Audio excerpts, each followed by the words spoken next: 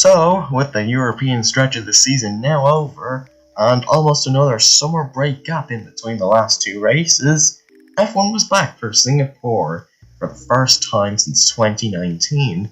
With rain forecasts, everyone's minds were A, turned forward to what could be a hell of a race, and B, backwards to 2017. Yeah, that's said about that better. In practice, Mercedes actually looked properly quick, and maybe even in the fight for their first win in 2022. Saturday was almost a washout, but the qualifying session saw many of wet hot laps. The big surprise was no longer Mr. Saturday, George Russell, being eliminated in Q2. Worthy successor to Bottas right there. In Q3, the track dried, but the third sector was still very greasy. Charles Leclerc grabbed provisional pole, 2/100ths ahead of Sergio Perez. Max Verstappen looked to take pole off him, but then he was pulled into the pits last minute because he didn't have enough fuel left in the car. So, it was Leclerc in first, Perez in second, and Hamilton third on the grid. On Sunday, the start came. Actually, it didn't. Before the race, heavy rain fell on the track, and not even when the due start time was reached, 1 PM Greenwich Mean Time, the FIA chose to delay the race by 1 hour and 5 minutes. This, thankfully to many people, including Will Buxton, is problematic in several ways. I get motorsports nowadays is all about safety and making sure a massive accident can be safely averted.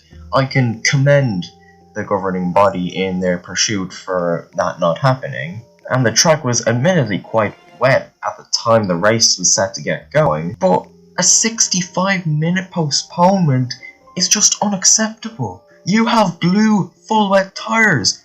Use them! Why did they delay the race so far to the point where they aren't needed anymore? It's almost like the FIA doesn't like using these tyres and sees them as almost like, oh, it's a too wet warning, let's not use the blue tyres. In fact, with a delay of this size, I'll make a claim. Now, I don't necessarily agree with it, but it's more just a food for thought and a topic for discussion. I don't think F1 really like racing in the wet anymore. Like, ever since Belgium of 2021 last year, it seems that the FIA was scarred in some way by this, and doesn't want to turn them loose in anything more than a drizzle. I mean, that's not the case, but it's clear when you look back at even some races and sessions from just a few years ago, they would have not gone ahead in 2022. But the race eventually got going, with a wet standing start, and Perez took the lead straight away from Leclerc, while Verstappen lost places at the start and Albon spun off. But there was no first lap omni-shambles that had a slightly red tint to it. The race went on accident-free, temporarily, as Nicholaslatifi squeezed zhouguanyu into the wall in the smartest move he's ever pulled in his career. Both drivers retired, and the safety car streak at Singapore, going back to the first race in 2008, continued. The restart was kind of a disaster, as the field failed to bunch up properly, losing us of a natural consequence such a stoppage would bring. It was Fernando Alonso's 350th Grand Prix start this weekend, meaning he was now the holder of the most races in F1. Because who needs young drivers anyways, am I right? Before the race, his engineer radioed him to say how they were going to make it special, and then it cut to Alonso stranded on the side of the track because of an engine failure.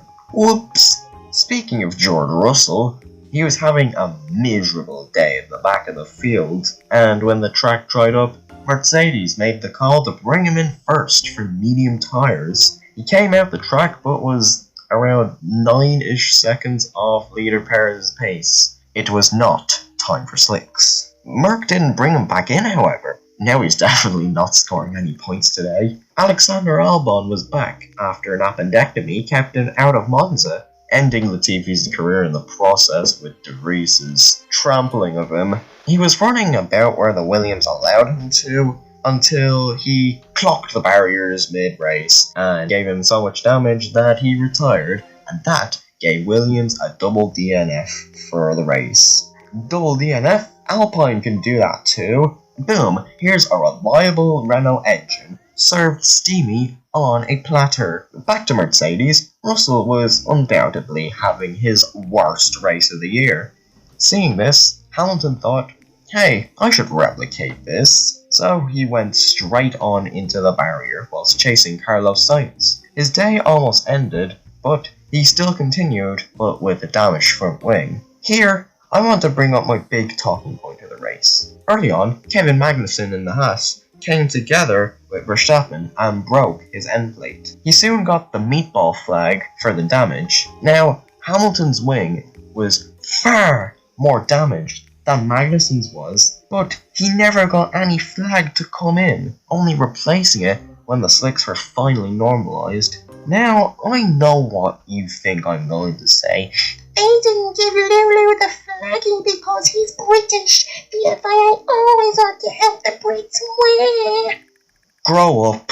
All I'm saying is, if you give one driver the big orange for one part of the wing being bent over, then give the other one with a sparking all the lap wing, and he's being a much bigger danger to himself and the people around him, give him one too.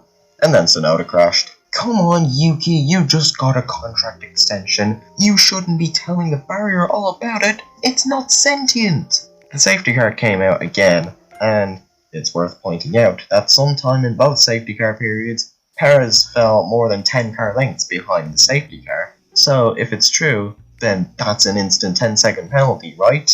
The race got restarted, and Verstappen tried to take a place off of landonorris, but locked up in a shower of smoke and went straight on, ending his chance of the win there once and for all. As the race went down to time from here, Russell continued on his journey to being the most hated driver on the grid by hitting Mick Schumacher at turn 1. Crikey! Finally, Sergioperez came across the line, leading by 7 seconds, and no, it's not over yet. He needs some masterful swindling of the stewards if he wants to keep this win. I didn't celebrate for another 2 hours. I was convinced that he'd lost it. Then, after a while, the verdict came. Just tell me the bad news already. 1 5-second penalty and 1 reprimand.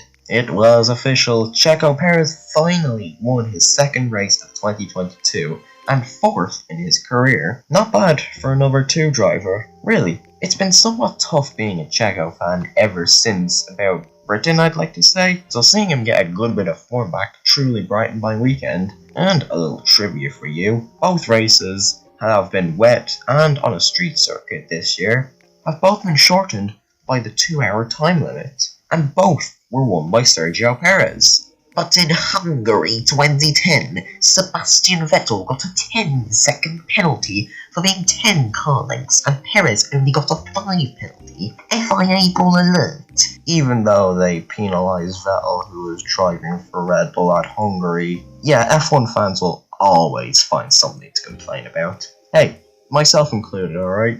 So, was this best race of the season? It's definitely in contention.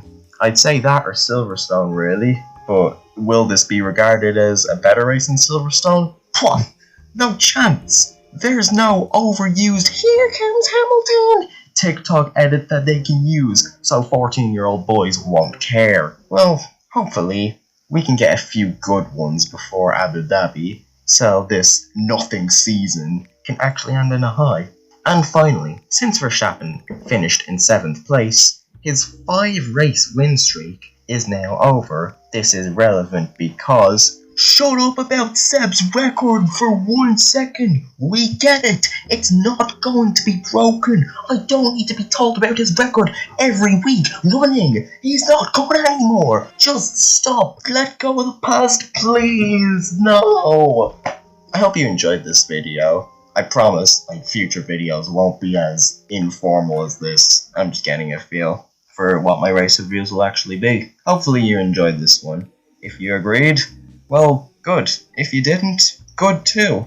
Everyone has their own opinion, and feel free to let me know your opinion in the comment section below. But make sure to like this video and subscribe, because I'll definitely be doing more F1 content in the future after this. I'm gonna say that in my next video, but it's taking too long to edit, so this is my real first video. Okay? Capiche? See yous.